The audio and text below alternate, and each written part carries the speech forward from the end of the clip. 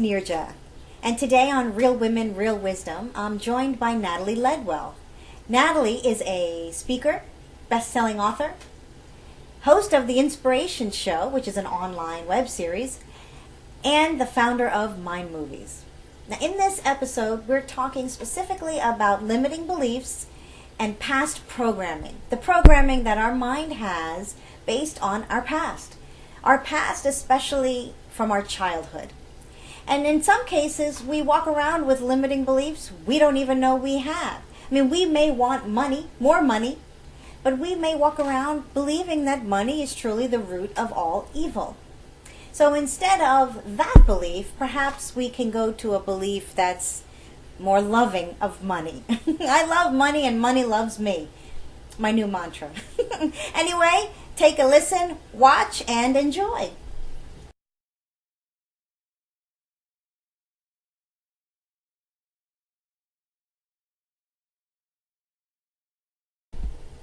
Hi, Natalie.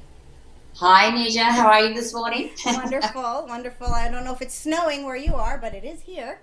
Oh, no. I'm in sunny California. That's right. The tragic thing is that it's been raining for 2 days, so that's been, tough for us. Tough. You mean you don't have any ice to slip on? Oh, I'm so sad for you. No.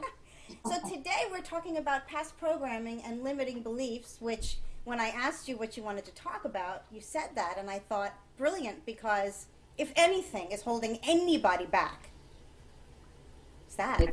Exactly. And the thing is, most of us are completely unaware that we have any kind of, mental, bad mental chatter, anything that's holding us back, any programming that's really, sabotaging our success. Yeah. So, most of us are completely unaware. Well, I like what you sent me. You sent me something that told me a little bit more about yourself.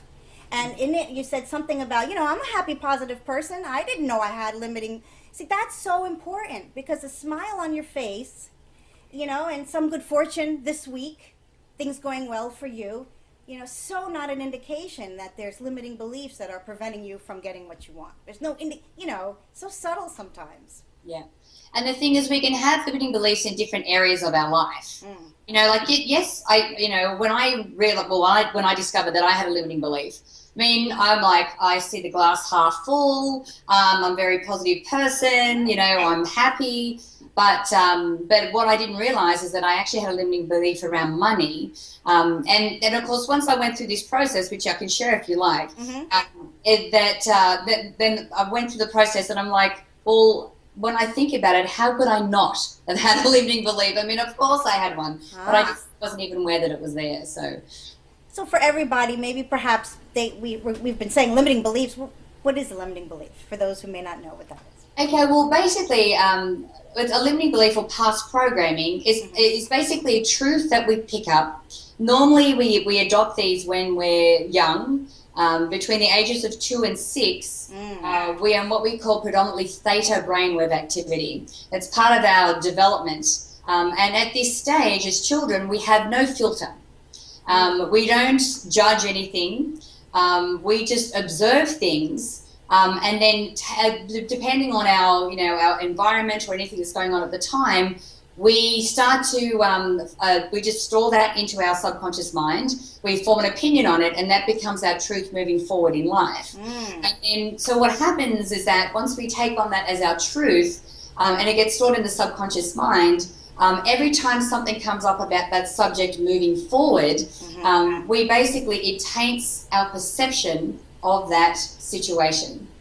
Because our subconscious mind needs to keep proving that it's right. And so we keep changing our perception. Let me just share my story because it's a perfect example. This is back in February of 2008. And my husband and I, we were creating a product called the How To series with an NLP practitioner in Sydney. And we were doing 6 different modules, and we're filming one of the modules this day in her living room. And this one was on eliminating limiting beliefs. And the lady's name was Linda, and she said to me, Nat, look, I need to get you on camera and take you through an exercise on camera so that we can show people how to get rid of these limiting beliefs. I'm like, well, I'm sorry, I can't help you, but I actually don't think I have a limiting belief.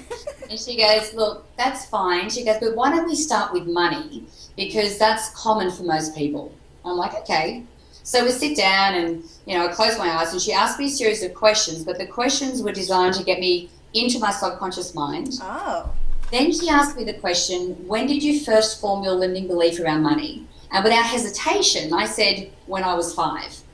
Now, I'm like, whoa, where did that come from? But obviously it came from my subconscious mind. And what came up for me was an incident that happened when I was 5 years old. I was at school. And I'm actually from a big family, from a family of 8 kids. Oh, wow. And my maiden name is Roloff. So I used to get teased a lot, like roll off the cliff and roll off the hill. People like.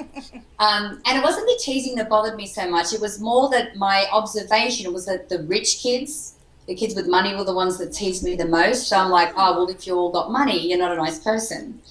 And of course, I'd go home, and whenever there was any stress in the household, it was always about the lack of money because we're such a big family.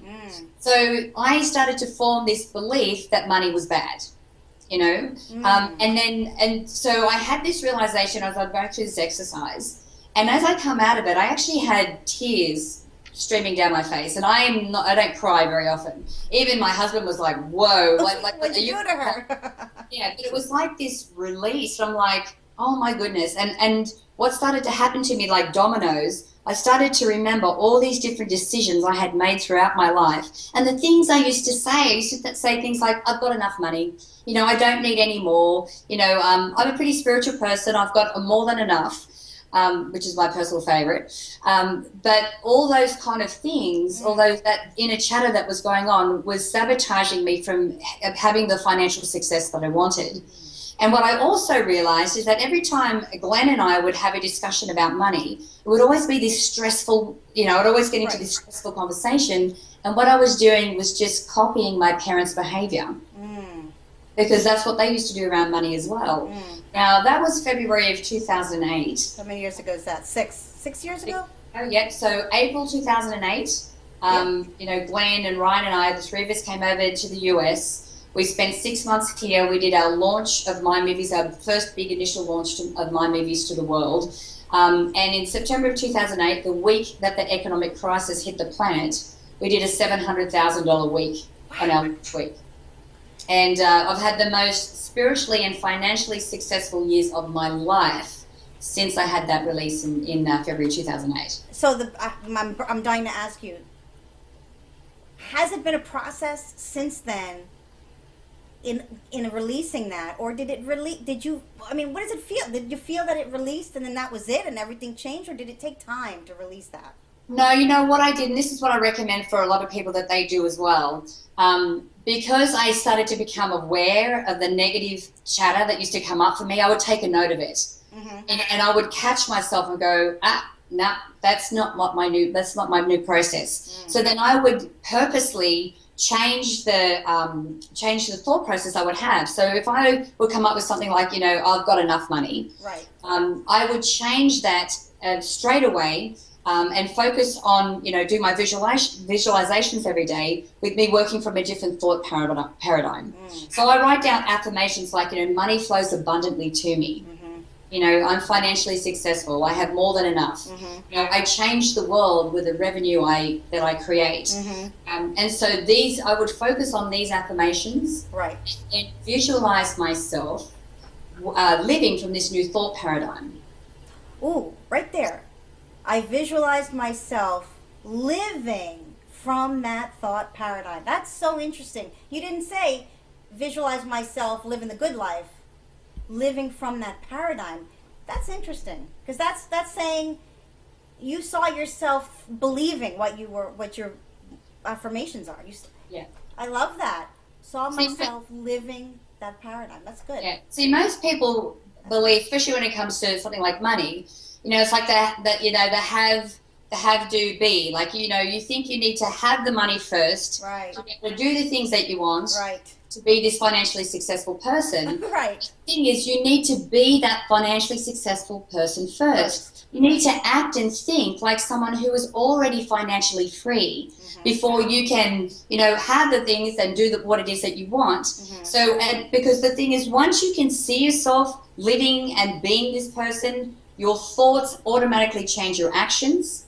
And when your thoughts and your actions are in alignment with this new reality, in this new financial freedom that you're creating, then what happens is that you resonate and you vibrate at a certain frequency out into the quantum field or out into the universe, and then everything that you need to be able to create that in your reality starts to get attracted back to you, which scientifically explains how the law of attraction works. But you need to see it here, and you need to feel the emotions of it first, and you need to think and act accordingly, and then it will actually be attracted back to you.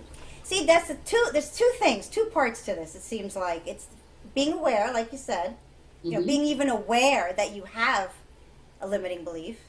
Yep. Because I always tell my daughters, when you think you've got it nailed, challenge yourself again, because our life is a mirror, right? So if all these beliefs were, you know, simpatico, I'd be having an Oscar luncheon right now or something, you know, with Jared Leto, toasting our Oscars to each other. So, you know, there's always something brewing. Or, you know, it's perhaps the other side of it, I was going to say, is acting as if. It's not so easy either. It's not so easy, especially if you want something that you don't have the experience yet to inhabit those feelings. Exactly. I mean, acting as if, especially if you want to act from an abundant frequency or an abundant vibration, right? Just do little things like, you know something that I do, What? you know, in my car, I always go to the bank and I get like rolls of quarters. Like, so I've always got quarters in the car, like I've got many of them, and I'll always put an extra few in there just so that, you know, the next person that comes along, they might be in a rush and they might be really grateful that they've got that, you know. Whenever I'm leaving tips when I'm at a restaurant, right, or whatever, I will always round up. Right. Always So easy to do that. And we're talking about like $1 here and there, but the thing is, you're acting as if you're this abundant person. Yes. You know, and when you do these little things all the time, that's the frequency that you're sending out. That's beautiful. I love it. The pet stores and the supermarkets make it so easy now for you. Would you like to donate the 5 cents that you saved by bringing your bag to charity? Yes. Would you like to put $1 to end poverty? Yes. Yes. It can be easy. Yes. Yeah. Yes. When you do those small little things all the time, right, you're telling your subconscious mind and everything. I mean, and if you really want to know if you have a limiting belief, yes, just look at different areas of your life. I mean, you know, your relationships, your health, yes, finances, business, career, any of those kind of areas, and go, well, you know, have I tried to strive for a goal in that area before, and have I ever been able to reach my goal? Because if you've always fallen short, chances are you do have some kind of a program there that's telling you that you can't do it. Now, if we're going to pull back the layer on all the different, you know, limiting beliefs that are out there, you know, normally it comes down to I'm not worthy, I don't deserve it. You know, because there has been, you know, some incident that's happened that when you're a child. Right, 2 to 6 years old, you said, right? Yeah. 2 to 6?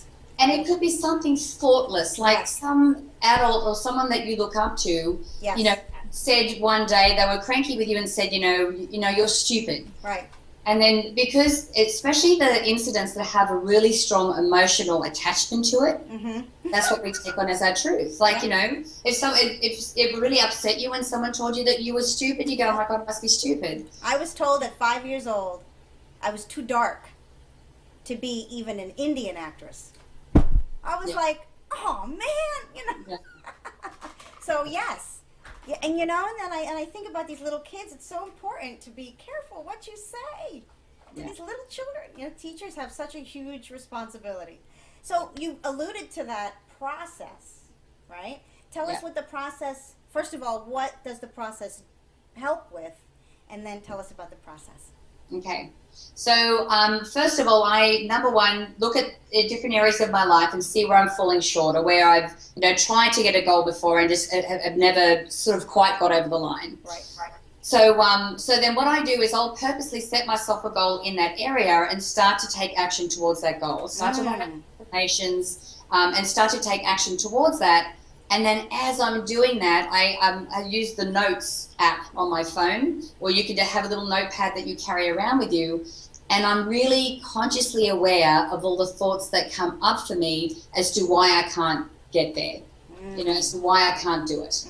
And so I'll take a note of those, and at the end of the day, I'll sit down and I'll have a look at this list and go, okay, well, these are the thoughts that are not serving me. And I set a strong intention to change these thoughts.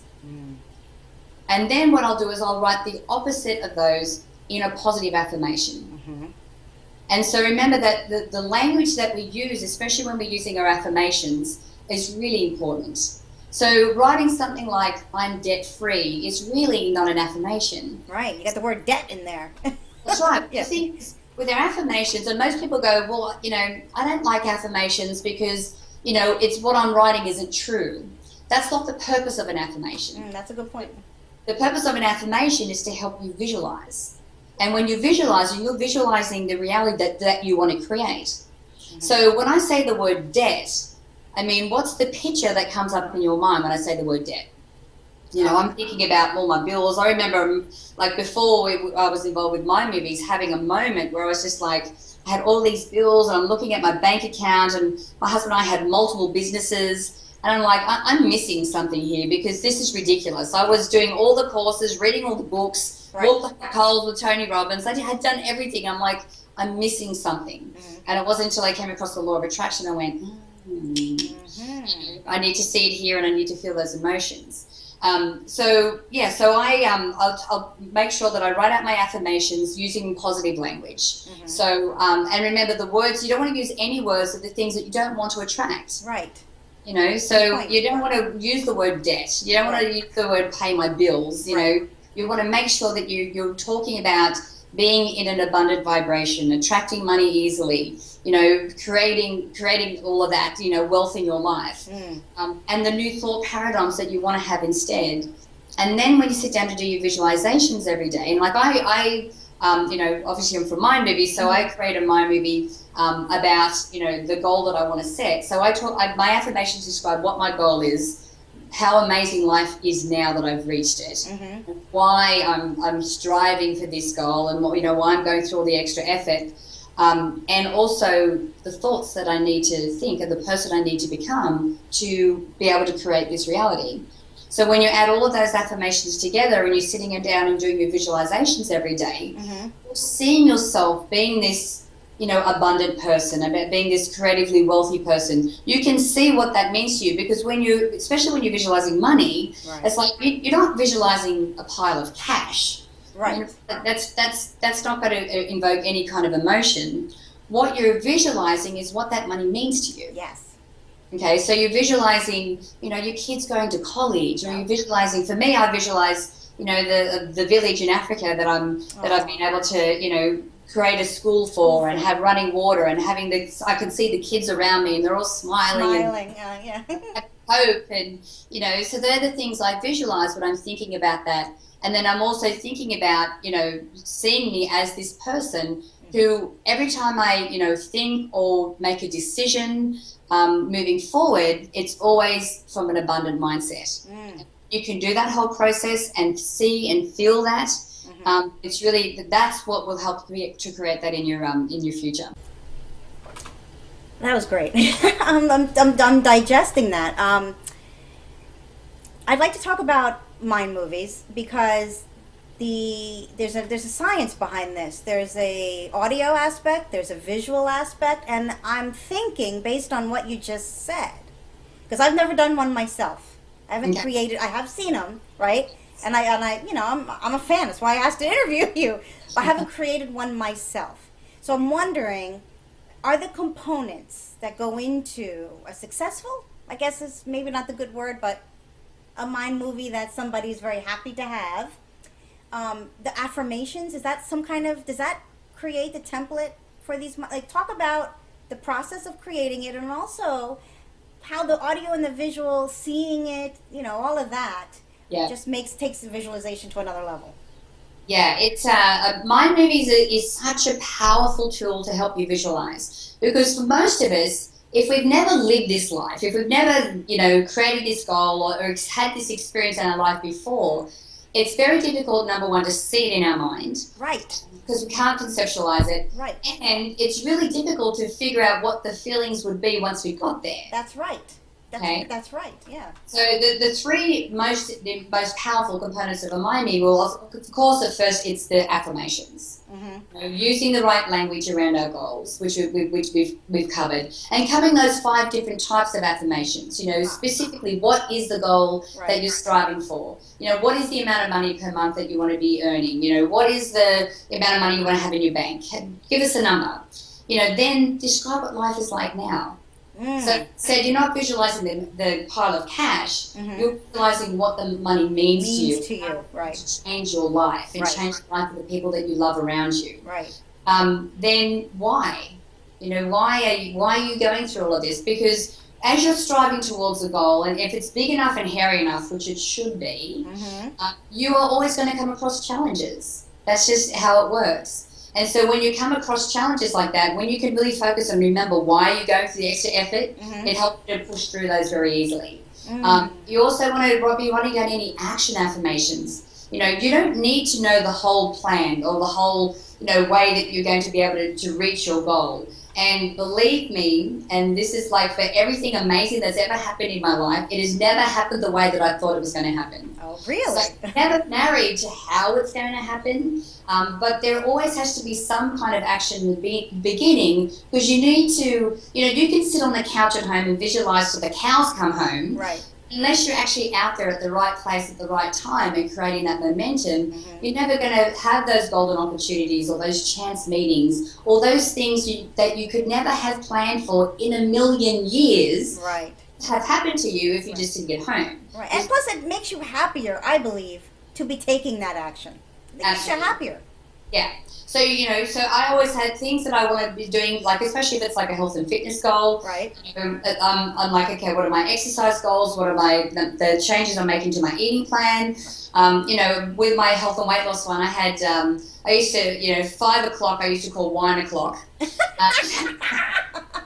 And so it's like a danger time. So, I get to 5 o'clock, and of course it's like a trigger. It's like, 5 o'clock, I would always like to have a glass of wine. So what I would do is I'd grab my Mind Movie, because once you create a Mind Movie, you download to your phone or your iPad or your computer, and I would watch my Mind Movie then and get into that vibration of this healthy new me, and that would diminish my, my craving for wine. Because I would be focusing on what I wanted. So, you have your action affirmations and all the things that you want to do to move you towards that goal. And then, of course, your thought affirmations. The new thoughts that you're deciding to adopt that's going to supersede the previous ones. And, of course, the more you visualize and see this in your subconscious mind, so you have your affirmations, then you have your photos, which actually give your mind an image to build on. So it's a starting point. But the secret source of a mind movie is actually the music. Because the only hard and fast rule when it comes to creating a mind movie and then choosing the music that you want, it has to be a song that really moves your soul. Oh, so you can have whatever song you want in the mind movies? Absolutely. And it has to be something that's that really stirs you. Yeah. Any body rate song. Yes. And recently, I was actually at an advanced workshop with Dr. Joe Dispenza, and Dr. Joe was in the movie What the Bleep, and he's science and epigenetics. And we did a little experiment, and where there was 300 people that attended this advanced workshop, and I took a small team from Mind Movies with me, and we had 300 people all create a mind movie. So we did a couple of different labs where we helped people that maybe were having a few difficulties in creating their mind movie. But it was really interesting to see the difference in the music that people chose. People were choosing classical pieces. One of the best songs that I think ever created for a mind movie is the new Happy song by Pharrell. Yes. A lot of people were choosing that. Other people were choosing, country songs But the thing is, whatever speaks to you and really stirs your soul. Right. My original mind movie, because I'm a Coldplay fan, was Clocks by Coldplay. And I get goosebumps even when I think about it. Every time I hear that song, even if I'm in the car or anywhere, it instantly transports me into emotions of accomplishment. Yes. Absolute resolve that I know that anything I put my mind to, I can do. Like I've created maybe 10 mind movies in my time, and everything that I've put in my mind movies has actually come to fruition. Because, when you can visualize on a regular basis like that and attach that emotion to it, especially when you're, doing it on a regular basis, you're creating new neural pathways in your brain. So, no longer are these negative, thought processes coming through, all these positive ones are, which of course is changing your actions, which is changing your vibration, which is attracting everything back to you. So I'm sure you have been witness to tons of mind movies that your customers have made over the years. Yes. Has there been any that just tugs your heartstrings, and because the manifestation story that goes along with it? Is there anyone that, that really you just can't believe that this person, and, it just is etched in your memory forever? We get emails every day. Yeah, imagine. And some of them have got like lists of things. I've got this and this and this and this. I got one of those just recently, and she was listing about 10 things that had manifested from after she created her mind movie. And I have one guy who's created so many, and he actually keeps stats, which is hilarious. He's manifested a house in the mountains, certain amount of monthly income. And I think 82.3% or something is his percentage of what he actually manifests all the time, or actually creates from his mind movies. I have a personal favourite, is a girl from Sydney, Australia. She in her mind movie, she put that she wanted $10,000, that she wanted to be in an amazing new relationship, and she wanted a promotion at work. And within 3 weeks of her making that mind movie, she received a check in the mail that she was not expecting. It was from an auntie who had passed away. It was from her, from her estate. She received her promotion at work. Her promotion at work meant that she had to move to Melbourne. And so she did that. She moved to Melbourne, and within 2 days of being in Melbourne, she had met a guy which she then went into a serious relationship with. And that happened within 3 weeks of making her mind movie. So when she made her mind movie, she had a financial thing, she had a career thing, and she had a romantic thing. Yes. So for those listening that are like, well, my relationship's in the toilet, I'm broke, and I got a job I hate, like we were saying before, to get to the point where they even know what thoughts will feel good or will get them on the right path. Do you have any tips on, choosing the right, like I guess you said it earlier, you how you want to feel, and then you got to go pick pictures that give you those feelings? Is that what you're doing? And then obviously the music. So it's all about creating a moving video piece with music and images that evoke the feelings that you want to feel. Yes, exactly. Absolutely. And when you combine all three of those, sometimes it's very difficult to sit down and kind of visualize what it is that you want. But when you have like a moving, dynamic movie with that music, just at that Joe Dispenza at workshop, we had, I had one lady, she sat down and she goes, look, I'm really sorry, I haven't even started, because we try to encourage people to create their mind movies before they got to the event. And she said, look, she goes, look, I'm not really good with technology. And I'm like, that's fine, it's not a problem. So I sat down with her, I said, I'll help you. So I got it started, we got into the platform, and I think it took about 20 minutes to create her mind movie. So I'm like, okay. She goes, I'm finished now, so that's good. So she came up with her affirmations, and when you go inside the platform, there's a whole library of affirmations, photos, and music already in there. Oh, okay. So there's a library in there. Okay. Yeah, so 20 minutes you can create a mind movie. Oh. So it's very, very intuitive. And then we added music to it, and I said, well, look, would you like to preview it before we send it to the processor and download it to your computer? She goes, sure. So I press the preview button, and she's sitting there watching this mind movie. She starts crying. Oh. Because when you see that for the first time, and it actually helps you to, really believe that this could be part of your reality, it moves you in a way that I can't even describe. And Dr. Joe was actually using the mind movies during the seminar, and we were sort of going into trance, and then we were watching our mind movie, and then going into trance, watching our mind movie, and really putting this visualization deep into our subconscious mind. And when I came in for that first session, I was running a little bit late because I was helping people with their mind movies. Mm-hmm. So we sort of got into trance, and then he goes, okay, I want you to watch your mind movie now. So I watched my mind movie once and then closed my computer because I didn't get the memo that we were supposed to keep watching it. And so you got to visualize the room was dark. All I can see is everyone's faces lit up from their computer screens or their phones because they're watching their mind movie because they were watching it repetitively. Mm-hmm.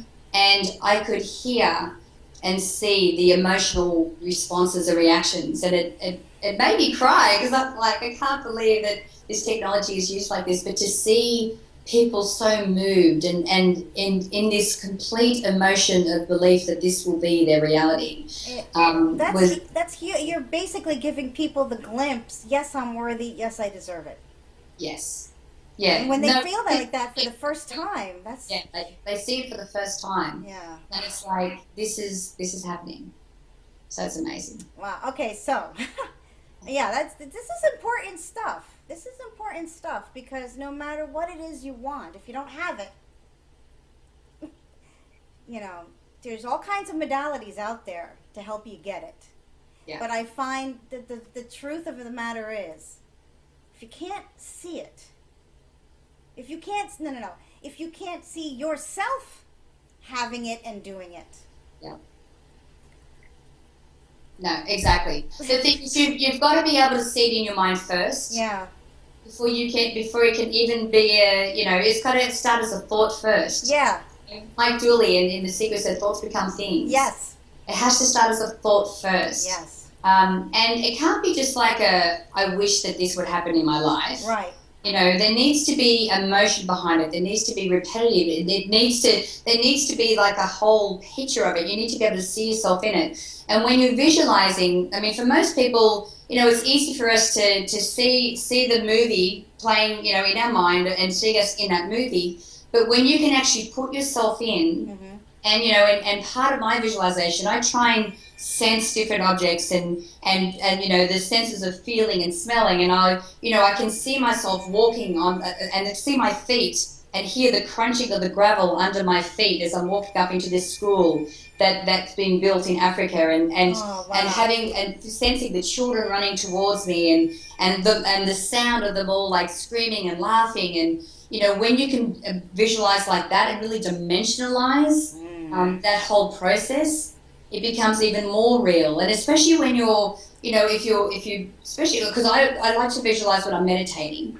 Mm-hmm. So I'll meditate first, quiet my mind, and then when I feel like I'm connected to source or connected to that quantum field, mm-hmm. and then do that visualization. Mm-hmm. With Dr. Joe Dispenza, what he says is that when you're connected to that quantum field, if you can dimensionalize and really feel yourself in that new reality, whatever you can create while you're connected to that has to materialize in this reality. And so the more regular that you can do this and really put yourself and have sense and smell and feel everything that's happening inside of that, the higher the chance is that you will actually be able to create this in the reality that you have now. And I bet no matter what, there's an evolution to your happiness in this process. That's the way I like to say it, because when you start thinking differently, life is different. Absolutely. I mean, you're emanating in a completely different way. People respond to you differently. Yes. Things are, I like to adopt that my mantra is, things always work out for me. And that's powerful, because if you truly believe that, imagine that, I like that the mind movies to me is a great meditation solution for those that maybe are not, Kundalini masters yet. Yeah. It's a great, because quite frankly, in meditation, I'm visualizing a lot of times too. Yeah. So, last question. Mm-hmm. I give you a microphone, you tell the whole world something. What's that something that you're going to tell the whole world? Based on what you've learned from all of this, what's your message? Life doesn't have to be as hard as we make it. Once we realize that we are in complete control over the reality that we're creating around us, and we make choices in alignment with that, we can create a life beyond our wildest dreams. I hope my daughters watch this interview. Thank you so much, Natalie. Natalie Ledwell from Mind Movies. Thank you so Thanks, much. Neerja.